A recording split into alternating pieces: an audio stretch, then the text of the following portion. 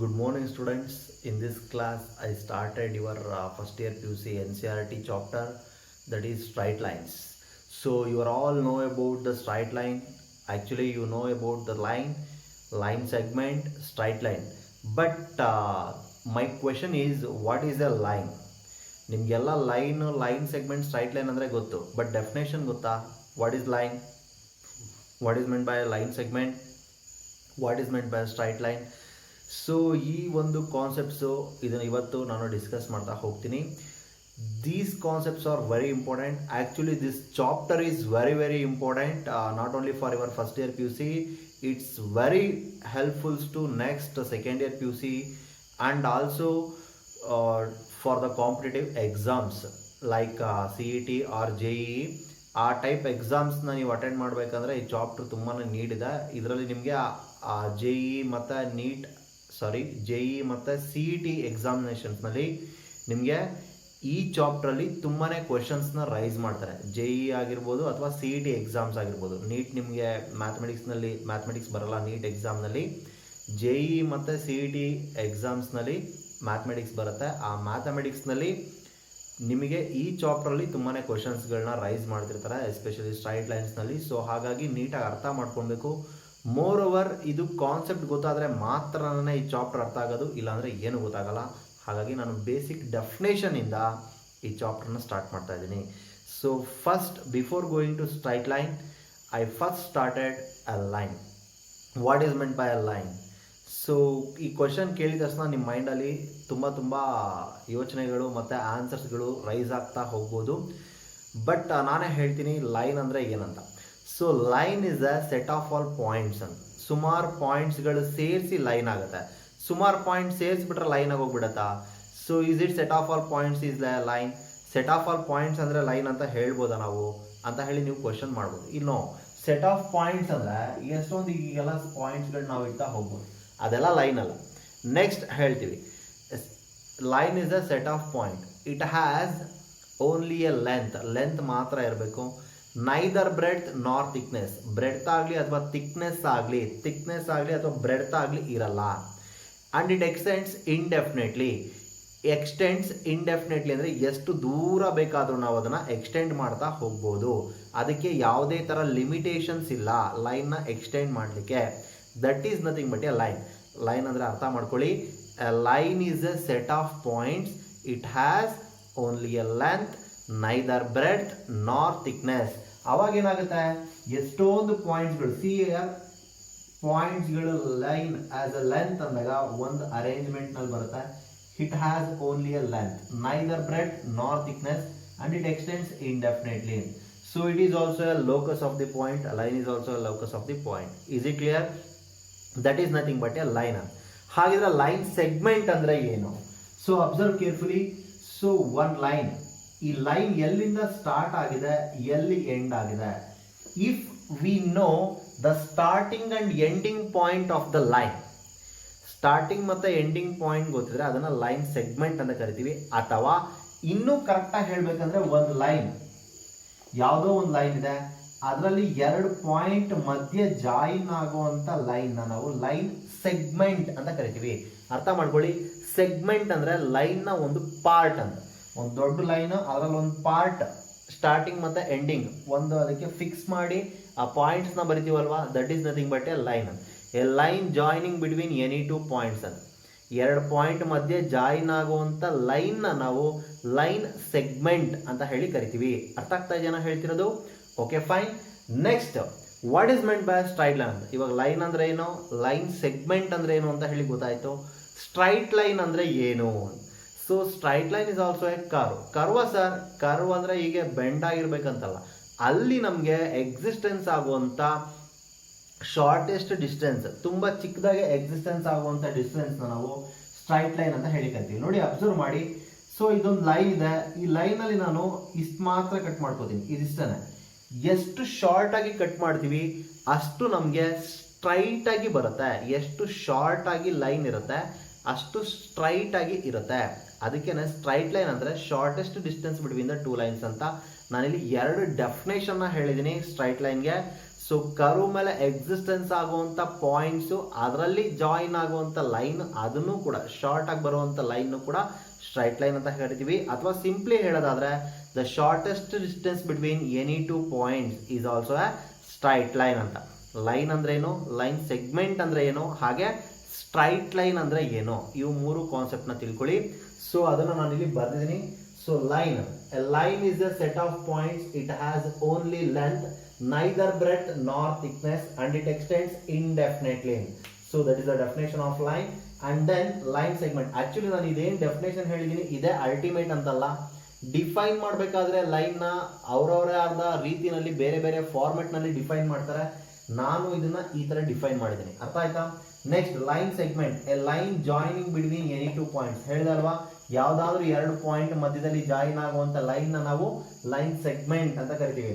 Straight line. A straight line is a curve such that every point on the line segment joining any two points lies on it. ಅಂದ್ರೆ ಈ line segment ಮಧ್ಯದಲ್ಲಿ ಬರುವಂತ ಯಾವ್ದಾದ್ರು ಎರಡು point ಇಲ್ಲಿ ಹೇಳಿದೆ ಅಲ್ವಾ, ಅದು every point on the line segment joining any two points lies on it. ಅಂದ್ರೆ ಆ ಲೈನ್ ಸೆಗ್ಮೆಂಟ್ ಮೇಲೆ ಇರುವಂತ ಯಾವ್ದಾದ್ರು ಎರಡು ಪಾಯಿಂಟ್ಗೆ ಜಾಯಿನ್ ಆಗುವಂತ ಲೈನ್ ಅದು ತುಂಬಾ ಶಾರ್ಟ್ ಆಗಿರ್ಬೇಕು, ಅದನ್ನ ನಾವು ಸ್ಟ್ರೈಟ್ ಲೈನ್ ಅಂತ ಹೇಳಿ ಕರಿತೀವಿ. Or shortest distance between any two points, that is nothing but a straight line. ಅರ್ಥ ಆಯ್ತಾನ ಹೇಳಿದ್ದು. This is the introduction about straight line. Straight ಲೈನ್ಗೆ ಇಂಟ್ರೊಡಕ್ಷನ್ ನಾನು ಕೊಟ್ಟಿದ್ದು ಲೈನ್, ಲೈನ್ ಸೆಗ್ಮೆಂಟ್ ಮತ್ತೆ straight line. Actually the straight line chapter start from the slope of a line. Slope of a line ಇಂದ straight line syllabus chapter start ಆಗುತ್ತೆ. So very first ಅದನ್ನ ಹೇಳಬೇಕು. But line, line segment, straight line very first ನಿಮಗೆ ಗೊತ್ತಾದರೆ ನಾನು next ಮುಂದಕ್ಕೆ ಹೇಳಲಿಕ್ಕೆ easy ಆಗುತ್ತೆ. ಲೈನ್ ಅಂತ ನಾವು ಕೇಳಿರ್ತೀವಿ, ಬಟ್ ಲೈನ್ ಡೆಫಿನೇಷನೇ ಗೊತ್ತಿಲ್ಲ ಅಂದರೆ ಕಷ್ಟ ಆಗುತ್ತಲ್ವಾ.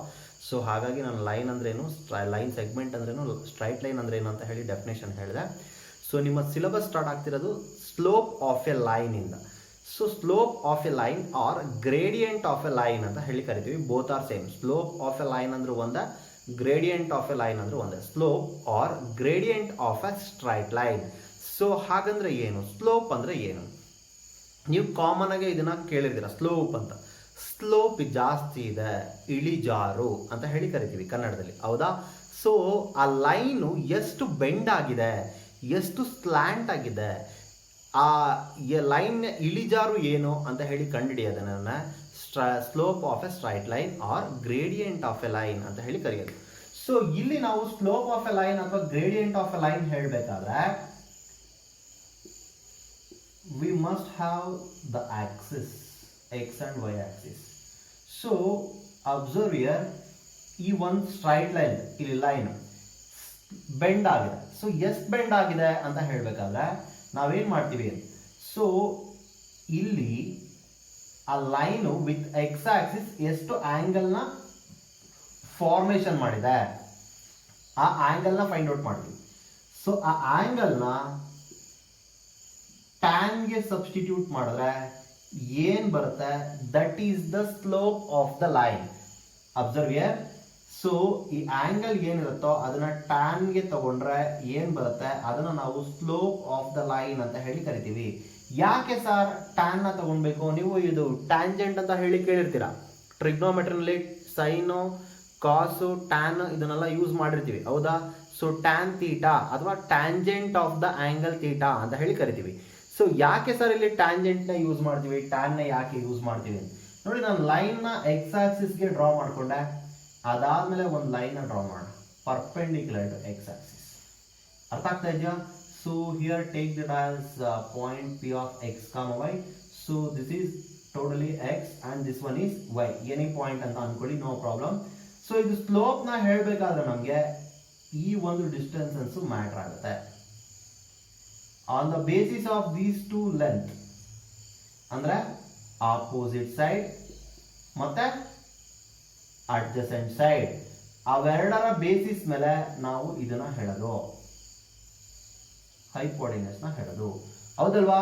ಸೊ ಹಾಗಾಗಿ ನಾವೇನ್ ಮಾಡ್ತೀವಿ, ಟ್ಯಾನ್ ಥೀಟಾ ಅಂದ್ರೆ ಏನು, ಆಪೋಸಿಟ್ ಬೈ ಅಡ್ಜಸೆಂಟ್, ಹೌದಲ್ಲ? So this is the definition of tan theta. So that's why we use tan theta. So tan theta ಅಂದಾಗ ಆಪೋಸಿಟ್ ಮತ್ತೆ ಅಡ್ಜಸೆಂಟ್ ಬೇಸಿಸ್ ಮೇಲೆ ನಾವು ಎಕ್ಸ್ಪ್ಲೈನ್ ಮಾಡ್ತಾ ಹೋಗ್ಬೋದು. ಸೊ ಹಾಗಾಗಿ ನಮಗೆ ಈ ಸ್ಲೋಪ್ ಸಿಗುತ್ತೆ ನೋಡಿ. ಅದನ್ನ ಹೇಳಬೇಕಾದ್ರೆ ನಮಗೆ ಈ ಲೆಂತ್ ಗೊತ್ತಾಗಬೇಕು, ಇದು ಗೊತ್ತಾಗಬೇಕು. ಆ ಎರಡು ಲೆಂತ್ ಬೇಸಿಸ್ ಮೇಲೆ ನಾವು ಈಸಿಯಾಗಿ ಇದರ ಎಷ್ಟು ಸ್ಲ್ಯಾಂಟ್ ಆಗಿದೆ ಅಂತ ಹೇಳ್ಬೋದು. ಬೇಸ್ಮೆಂಟ್ ಮತ್ತೆ ಇವಾಗ ಒಂದು ಏಣಿ, ಅದನ್ನ ನೀವು ಲ್ಯಾಡರ್ ಅಂತ ಏನು ಕರಿತೀವಿ, ಆ ಲ್ಯಾಡರ್ನ ನಾವು ಒಂದು ವಾಲ್ಗೆ ಪ್ಲೇಸ್ ಮಾಡಿದ್ರೆ ಅದನ್ನ ಇಟ್ಬಿಟ್ಟು ನಾವು ಹತ್ತೋದಾದ್ರೆ ಅದು ಎಷ್ಟು ಸ್ಲ್ಯಾಂಟ್ ಆಗಿದೆ ಅಂದರೆ ಅಲ್ಲಿ ವಾಲ್ ಇರಬೇಕು, ಹಾಗೆ ಬೇಸ್ಮೆಂಟ್ ಇರಬೇಕು. ಹಾಗಿದ್ರೆ ನಾವು ಅದನ್ನು ಸ್ಲ್ಯಾಂಟ್ ಆಗಿ ನಾವು ಇಡೋದಕ್ಕಾಗೋದು. ವಾಲೇ ಇಲ್ಲ ಅಂದರೆ ಸ್ಲ್ಯಾಂಟ್ ಆಗಿ ಇಡೋದಕ್ಕಾಗಲ್ಲ, ಅಡ್ಡ ಮಲಗಿಸ್ಬೇಕಾಗತ್ತೆ, ಹೌದಲ್ವಾ? ಸೊ ಇಲ್ಲೂ ಹಾಗೇನೆ. ಸೊ ಆಪೋಸಿಟ್ ಮತ್ತೆ ಅಡ್ಜಸೆಂಟ್ ಸೈಡ್ ಎಕ್ಸಿಸ್ಟೆನ್ಸ್ ಆಗೋದ್ರಿಂದ ನಾವು ಏನು ಮಾಡ್ತೀವಿ, ಟ್ಯಾನ್ ಅನ್ನ ಯೂಸ್ ಮಾಡ್ತೀವಿ. ಸೊ ಟ್ಯಾನ್ ಥೀಟಾನ ಕರಿತೀವಿ. ಸೊ ಅದನ್ನೇ ನಾನು ಹೇಳ್ತಾ ಇರೋದು. ಸ್ಲೋಪ್ ಅಂದ್ರೆ ಏನಂತ, ಇದು ಡೆಫಿನೇಷನ್ ನಿಮಗೆ ಮೇ ಬಿ ಎಕ್ಸಾಮಿನೇಷನ್ ಅಲ್ಲಿ ಕ್ವಶನ್ ರೈಸ್ ಮಾಡ್ಬೋದು 1 ಮಾರ್ಕ್ಗೆ. Define slope of a line or gradient of a line ಅಂತ.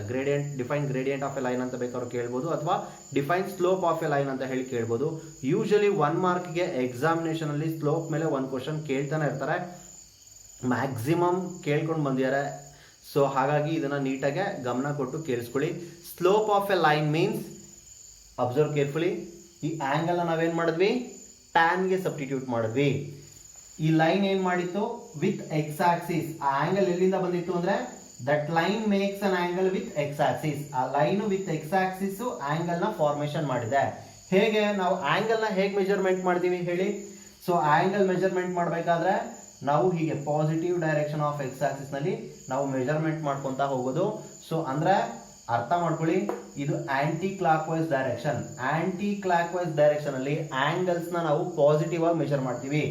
ಕ್ಲಾಕ್ ವೈಸ್ ಡೈರೆಕ್ಷನ್ ಅಲ್ಲಿ ಆಂಗಲ್ ನ ನೆಗೆಟಿವ್ ಆಗಿ ಮೆಜರ್ಮೆಂಟ್ ಮಾಡ್ತೀವಿ. ಅರ್ಥ ಮಾಡ್ಕೊಳ್ಳಿ ನಾನು ಹೇಳೋದನ್ನ ಕರೆಕ್ಟ್ ಆಗಿ. ಆಂಗಲ್ ನ ಮೆಜರ್ಮೆಂಟ್ ಮಾಡಬೇಕಾದ್ರೆ ಆಂಟಿ ಕ್ಲಾಕ್ ವೈಸ್ ಡೈರೆಕ್ಷನ್ ಅಲ್ಲಿ ಹೋಗ್ತೀವಿ. ಆಂಟಿ ಕ್ಲಾಕ್ ವೈಸ್ ಡೈರೆಕ್ಷನ್ ಅಲ್ಲಿ ಹೋದಾಗ ಆಂಗಲ್ ನ ನಾವು ಪಾಸಿಟಿವ್ ಆಗಿ ತಗೊಂತಾ ಹೋಗ್ತೀವಿ. ಕ್ಲಾಕ್ ವೈಸ್ ಡೈರೆಕ್ಷನ್ ಅಲ್ಲಿ ಬಂದ್ರೆ ನೆಗೆಟಿವ್ ಆಗಿ ತಗೊಂತೀವಿ. ಸೊ ಇದಿಷ್ಟು ಕಾನ್ಸೆಪ್ಟ್ಸ್ ನ ಸಾರ್ಟ್ ಔಟ್ ಮಾಡಿ ಡೆಫಿನೇಷನ್ ಆಫ್ ಸ್ಲೋಪ್ ಹೇಳ್ತೀನಿ, ಕರೆಕ್ಟ್ ಅರ್ಥ ಮಾಡ್ಕೊಳ್ಳಿ.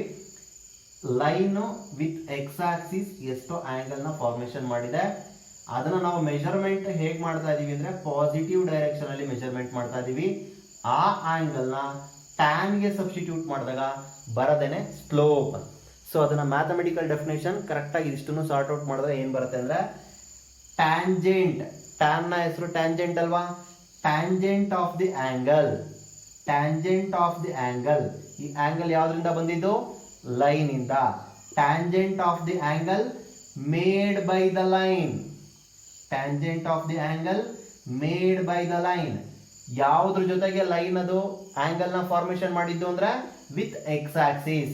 So tangent of the angle made by the line with x Axis. ಯಾವ ಡೈರೆಕ್ಷನ್ ಅಲ್ಲಿ ತಗೊಂಡಿದ್ದು? ಪಾಸಿಟಿವ್ ಡೈರೆಕ್ಷನ್ ಅಲ್ಲಿ ಆಂಗಲ್ ನ ಮೆಜರ್ಮೆಂಟ್ ಮಾಡಿರೋದು. ಅರ್ಥ ಆಗ್ತಾ ಇದೆಯಾ?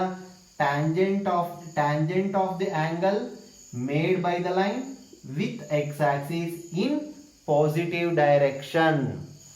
That is the definition of slope. One more time, observe and listen carefully. Tangent of the angle made by the line with x-axis in positive direction, that is the slope of the line. ಅರ್ಥ ಆಯ್ತಾ ಹೇಳಿದ್ದು? Slope ಅಂದ್ರೆ ಏನು? Tangent of the angle, ಆ line with x axis ಎಷ್ಟು angle ನ formation ಮಾಡಿತ್ತು, ಆ ಆಂಗಲ್ ನ ಟ್ಯಾನ್ ಗೆ ಸಬ್ಸ್ಟಿಟ್ಯೂಟ್ ಮಾಡಿದ್ರೆ ಬರದೇನೆ ಸ್ಲೋಪ್. ಆ ಆಂಗಲ್ ನ ಮೆಜರ್ಮೆಂಟ್ ಪಾಸಿಟಿವ್ ಆಗಿ ಇರಬೇಕು. ಸೊ ಅರ್ಥ ಆಯ್ತಾನ ಹೇಳಿದ್ದು? That is the slope of the line. So ಇದನ್ನ ನಾವು ಯೂಶಲಿ ಏನ್ ಮಾಡ್ತೀವಿ ಅಂದ್ರೆ ಸ್ಮಾಲ್ ಲೆಟರ್ ಎಂ ಇಂದ ಡಿನೋಟ್ ಮಾಡ್ತೀವಿ. ಸ್ಲೋಪ್ ಆಫ್ ದ ಲೈನ್ ನಾವು ಸ್ಮಾಲ್ ಲೆಟರ್ ಎಂ ಇಂದ ಡಿನೋಟ್ ಮಾಡ್ತೀವಿ. ಅರ್ಥ ಆಗ್ತಾ ಇದೆಯಾ? So m is equal to tan theta ಅಂತ ಹೇಳಿ ಕರಿತೀವಿ. That is the slope of a line ಅಂತ ಹೇಳ್ತೀವಿ. ಅರ್ಥ ಆಗ್ತಾ ಇದೆಯಾ? ಅದನ್ನ ನಾನು ಇಲ್ಲಿ ಬರ್ತಿದ್ದೀನಿ. Observe here. Slope or gradient of a straight line. Tangent of the angle made by the line with x-axis in positive direction. It is denoted by m. ಇಲ್ಲಿ ಪರ್ಟಿಕ್ಯುಲರ್ ಆಗಿ ಹೇಳ್ತಾ ಇದೀನಿ. If theta is the angle made by the line, angle theta ಇದೆ, so that is made by the line with x-axis in positive direction, then the slope of the line is m is equal to tan theta. So m is equal to tan theta ಅಂತ ಹೇಳಿ ಬರೀತೀವಿ. So for example, if a line makes an angle 30 degree with x axis, ಒಂದು line with x axis 30 degree formation ಮಾಡ್ತಿದೆ ಅಂದ್ರೆ then what is the slope of the line, then that is m is equal to tan 30 ಅಂತ ಹೇಳ್ತೀವಿ. ಸೊ m is equal to tan 30. What is the value of tan 30? ಟ್ರಿಗ್ನೋಮೆಟ್ರಿನಲ್ಲಿ ನಿಮಗೆ standard angles, allied angles ಅಂತ ಹೇಳಿ ಬರುತ್ತೆ. So ಆ standard angles values ಗೊತ್ತಿರಬೇಕು. tan 30 ವ್ಯಾಲ್ಯೂ ಏನು ಬರುತ್ತೆ ಅದು ನಿಮಗೆ ಕ್ಲಾರಿಟಿ ಇದ್ರೆ ಆಟೋಮೆಟಿಕಲಿ ಸ್ಲೋಪ್ನ ಹೇಳ್ತಾ ಹೋಗ್ತೀವಿ. ಅರ್ಥ ಆಗ್ತಾ ಇದೆಯಾ? So tan 30 value is 1/√3. So that is the slope of the line. ಅರ್ಥ ಆಗ್ತಾ ಇದೆಯಾ ನಾನು ಹೇಳ್ತಿರೋದು? ಸೊ ಈ ಬೇಸಿಸ್ ಮೇಲೆ ನಾವು ಈ ಸ್ಲೋಪ್ನ ಫೈಂಡ್ ಔಟ್ ಮಾಡ್ತಾ ಹೋಗ್ತೀನಿ. ನಿಮ್ಗೆಲ್ಲರಿಗೂ ಇದು ಕಾನ್ಸೆಪ್ಟ್ ಅರ್ಥ ಆಯ್ತು ಅಂತ ಅನ್ಕೊಂತೀನಿ, ಸ್ಲೋಪ್ ಆಫ್ ದ ಲೈನ್ ಅಂದರೆ ಏನು ಅಂತ. So next one more concept ಇದೆ ಇದೇ ಸ್ಲೋಪ್ ಆಫ್ ಎ ಲೈನಲ್ಲಿ, ಏನದು ಅಂತ.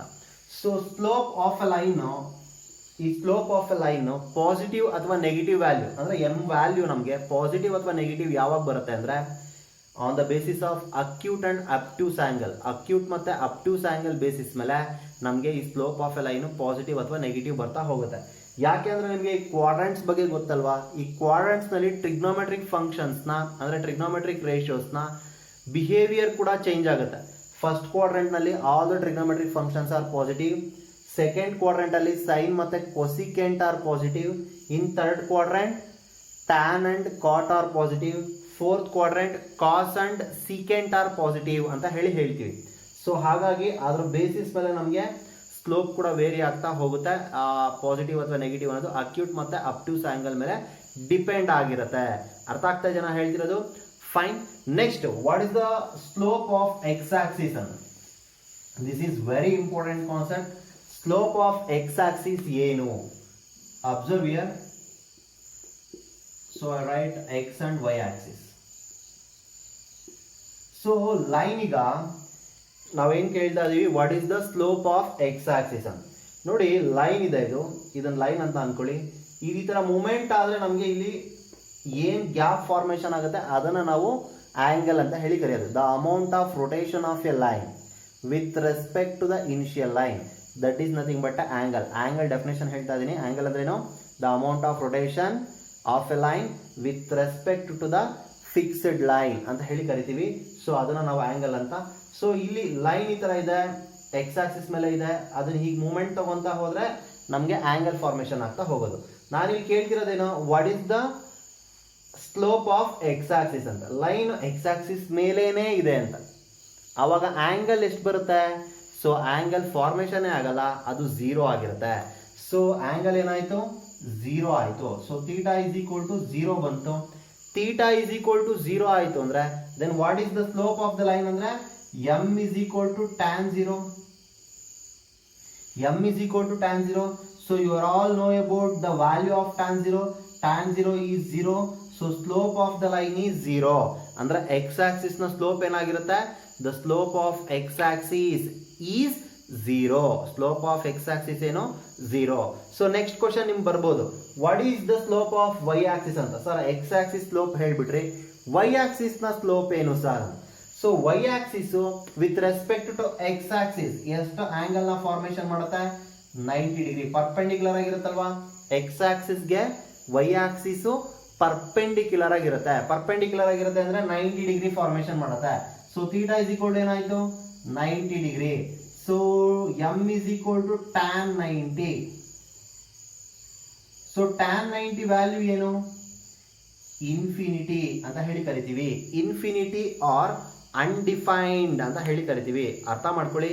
ಸೊ ಟ್ಯಾನ್ 90 ನ ಇನ್ಫಿನಿಟಿ ಅಥವಾ ಅನ್ಡಿಫೈನ್ಡ್ ಆಗಿರುತ್ತೆ tan 90 value. Slope of y axis is undefined. ನಾನು ಹೇಳೋವಂಥದ್ದನ್ನ ಕರೆಕ್ಟ್ ಅರ್ಥ ಮಾಡ್ಕೊಳ್ಳಿ.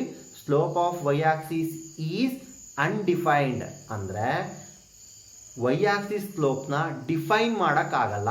ನೀವು ಕ್ವಶನ್ ಮಾಡ್ಬೋದು, ಯಾಕೆ ಸರ್ ಡಿಫೈನ್ ಮಾಡೋಕ್ಕಾಗಲ್ಲ ವೈ ಆಕ್ಸಿಸ್ ಸ್ಲೋಪ್ನ ಅಂತ. ನಾನು ಹೇಳ್ದೆ ನಿಮಗೆ ಆವಾಗಲೇ, ಸ್ಲೋಪ್ ಮೀನ್ಸ್ ವಾಟ್? ಸ್ಲ್ಯಾಂಟ್ ಆಗಿರಬೇಕು, ಇಳಿಜಾರು ಇರಬೇಕು ಅಂತ. ಇಲ್ಲಿ ವೈ ಆಕ್ಸಿಸ್ ಇಳಿಜಾರಾಗಿದೆಯಾ? ನೋ, ಅದು ಪರ್ಪೆಂಡಿಕ್ಯುಲರ್ ಆಗಿದೆ. ಪರ್ಪೆಂಡಿಕ್ಯುಲರ್ ಆಗಿರೋದ್ರಿಂದ ಅದರ ಸ್ಲೋಪ್ನ ನಾವು ಡಿಫೈನೇ ಮಾಡೋದಕ್ಕಾಗಲ್ಲ. ಹಾಗಾಗಿ ವೈ ಆಕ್ಸಿಸ್ನ ಸ್ಲೋಪ್ ನಮಗೆ ಇನ್ಫಿನಿಟಿ ಬರುತ್ತೆ. ಅರ್ಥ ಆಗ್ತಾ ಇದೆಯಾ? ಬೇಸ್ಮೆಂಟ್ ಮೇಲೆ ಏಣಿನ ನಾವು ಹೀಗಿಡಕ್ಕಾಗಲ್ಲ. ಈಗ ಸ್ಟ್ರೈಟ್ ಆಗಿಟ್ರೆ ನೆಲದ ಮೇಲೆ ಏಣಿನ ನಮಗೆ ಅದು ಹತ್ತೋದಕ್ಕೆ ಆಗಲ್ಲ. ಅರ್ಥ ಆಗ್ತಾ ಇದೆಯಾ ಹೇಳ್ತಿರೋದು? ಸೊ ಹೀಗಿಡೋದಕ್ಕೆ ಬರಲ್ಲ, ಬೆಂಡ್ ಮಾಡಲೇಬೇಕು. ಬೆಂಡ್ ಮಾಡಿದ್ರೆ ಮಾತ್ರನೇ ಅದನ್ನು ನಾವು ಸ್ಲೋಪ್ ಅಂತ ಹೇಳಿ ಕರೆಯೋದು. ಪರ್ಪೆಂಡಿಕ್ಯುಲರ್ ಇಟ್ಟರೆ ಅದನ್ನು ಸ್ಲೋಪ್ ಅಂತ ಹೇಳಿ ಕರೆಯಲ್ಲ. ಹಾಗಾಗಿ ವೈ ಆಕ್ಸಿಸ್ನ ಸ್ಲೋಪ್ ಏನಾಗಿರುತ್ತೆ? ಇನ್ಫಿನಿಟಿ ಬರುತ್ತೆ. ಸೊ ನೀವು ನೋಟ್ನ ಬರ್ಕೊಳ್ಬೇಕು. ನೋಟ್ ಏನಂದರೆ ಮೊದಲನೇ point, the first point of that note is the positive or negative value of the slope depends on acute or obtuse angle. ಅರ್ಥ ಆಗ್ತಾ ಇದೆಯಾ? ಸೊ ಲೈನು ಏನು ಅಕ್ಯೂಟ್ ಮತ್ತು ಅಬ್ಟ್ಯೂಸ್ ಆ್ಯಂಗಲ್ನ ಫಾರ್ಮೇಷನ್ ಮಾಡುತ್ತೆ ಅದ್ರ ಮೇಲೆ ಡಿಪೆಂಡ್ ಆಗಿರುತ್ತೆ. Second point is the slope of x axis is, the slope of x axis is m is equal to 0, ಅಥವಾ ಡೈರೆಕ್ಟಾಗೆ the slope of x axis is 0 ಅಂತ ಹೇಳಿ ಬರೀರಿ. Slope of x axis is 0. Next the third point is the slope of y axis is infinity. Slope of y axis is infinity. ಯಾಕೆ ಹಾಗೆ ಬಂತು ಅಂತ ಹೇಳಿ ನಿಮಗೆ ಗೊತ್ತಾಗಬೇಕು ಅಂದರೆ ಸೈಡ್ನಲ್ಲಿ ಎಲ್ಲಾದರೂ ಇದನ್ನು ಬರ್ಕೊಂಡಿರಿ, ನಿಮಗೆ ಅವಾಗ ಕ್ಲಾರಿಟಿ ಸಿಗುತ್ತೆ. ಅರ್ಥ ಆಯ್ತಾನ ಹೇಳಿದ್ದು? ಓಕೆ ಸ್ಟೂಡೆಂಟ್ಸ್, ಇವತ್ತಿಂದ ನಾನು ಸಿಲೆಬಸ್ನ ಸ್ಟಾರ್ಟ್ ಮಾಡಿದ್ದೀನಿ, ನಿಮ್ಮ NCERT ಸಿಲೆಬಸ್ಸು. ಸೊ ಈ ಸಿಲೆಬಸ್ ಎಂಡಿಂಗಲ್ಲಿ ಅಂದರೆ ನನ್ನ ಪ್ರತಿ ಕ್ಲಾಸ್ ಎಂಡಿಂಗಲ್ಲಿ ನಿಮಗೆ ಒಂದೊಂದು ವಿವೇಕವಾಣಿನ ಹೇಳ್ತಾ ಹೋಗ್ತೀನಿ. ನಂದು ಇದು ಕಾಮನ್ ಆಗಿ ನಾನು ಮುಂಚೆಯಿಂದ ಮಾಡ್ಕೊಂಡು ಬಂದಿರೋದು. ಸೊ ಹಾಗಾಗಿ ಒಂದು ವಿವೇಕವಾಣಿನ ಹೇಳ್ತಾ ಇದ್ದೀನಿ. So Vivekavani in the sense ವಿವೇಕಾನಂದರು ಹೇಳಿರುವಂಥ ಕೆಲವು ನುಡಿಗಳನ್ನು ಹೇಳ್ತಾ ಹೋಗ್ತೀನಿ. ಸೊ ಏನದು ಇವತ್ತಿನ ವಿವೇಕವಾಣಿ ಏನು ಅಂತ? ಸೊ ಯಾರಲ್ಲಿ ತಮ್ಮ ಮೇಲೆ ತಮಗೆ ನಂಬಿಕೆ ಇರುತ್ತೋ ಅವ್ರನ್ನ ನಾವು ಆಸ್ತಿಕ ಅಂತ ಹೇಳಿ ಕರಿತೀವಿ. ಯಾರಿಗೆ ಅವ್ರ ಮೇಲೆ ಅವರು ನಂಬಿಕೆ ಇಟ್ಕೊಳ್ಳಲ್ಲ ಅವ್ರನ್ನ ನಾಸ್ತಿಕ ಅಂತ ಹೇಳಿ ಕರಿತೀವಿ ಅಂತ ಹೇಳಿ ವಿವೇಕಾನಂದರು ಹೇಳ್ತಾರೆ. ನಮ್ಮ ಧರ್ಮ ಹೇಳುತ್ತೆ ದೇವ್ರ ಮೇಲೆ ನಂಬಿಕೆ ಇದ್ದರೆ ಅವ್ರನ್ನ ಆಸ್ತಿಕ, ದೇವ್ರ ಮೇಲೆ ನಂಬಿಕೆನೇ ಇಲ್ಲ ಅಂದರೆ ಅವನನ್ನು ನಾಸ್ತಿಕ ಅಂತ ಹೇಳಿ ಕರಿತಾ ಇದ್ವಿ ಅಂತ. ಬಟ್ ವಿವೇಕಾನಂದರು ಹೇಳ್ತಾರೆ ನಿನ್ನನ್ನು ನೀನು ಫಸ್ಟು ನಂಬು. ನಿನ್ನನ್ನೇ ನೀನು ನಂಬಲಿಲ್ಲ ಅಂದರೆ ಬೇರೆ ಇನ್ಯಾರನ್ನೋ ನಂಬೋದ್ರಲ್ಲಿ ಅರ್ಥನೇ ಇರಲ್ಲ. ಫಸ್ಟು ನಿನ್ನ ನೀನು ನಂಬು ಅಂತ ಹೇಳ್ತಾರೆ. ಹಾಗಾಗಿ ಸ್ಟೂಡೆಂಟ್ಸ್, ನೀವು ಅಷ್ಟೇ ನಿಮ್ಮ ಮೇಲೆ ನಿಮ್ಮ ನಂಬಿಕೆನ ಇಡಿ, ನಿಮ್ಮ ಸಾಮರ್ಥ್ಯದ ಮೇಲೆ ನಂಬಿಕೆನ ಇಡಿ. ಆಗ ಯಶಸ್ಸು ಅನ್ನೋದು ನಿಮ್ಮನ್ನು ತಾನೇ ಹುಡ್ಕೊಂಡು ಬರುತ್ತೆ ಅಂತ ಹೇಳ್ತಾ ಇವತ್ತಿನ ಕ್ಲಾಸ್ನ ನಾನು ಮುಗಿಸ್ತಾ ಇದ್ದೀನಿ. Thank you for watching. Thank you one and all.